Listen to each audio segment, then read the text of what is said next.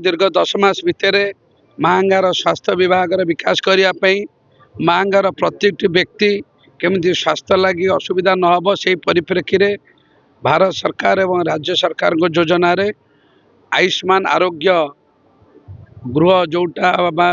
Sub centre आज आनुष्ठानिक भाव 3टी भित्तिप्रस्तर स्थापन करागला गोटे उषुमा ठारे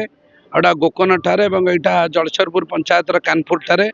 एवं ए वर्ष जो भाव में प्रधानमंत्री जन आरोग्य योजना एवं मुख्यमंत्री गोपबंधु जन आरोग्य योजना रे आयुष्मान भारत कार्ड प्रति परिवार को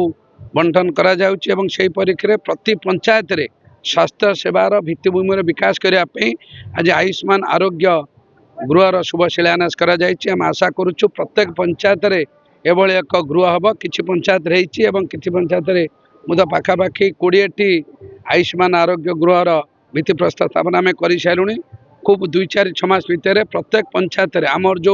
ब्लॉक रे 2टी CSC 7टी PSC एवं समस्त 139 पंचायत रे आयुष्मान आरोग्य गृहर कार्यक्रम चलिबो एवं खूब कम दिन भितर आमर वैकेंट थिबा डाक्तर पारामेडिकल स्टाफ मध्य नियोजित हेबे। मांगा अंचल रे कोनोसी भी व्यक्ति स्वास्थ्य सेवार वंचित हेबे ना ये संकल्प आमर जारी रही।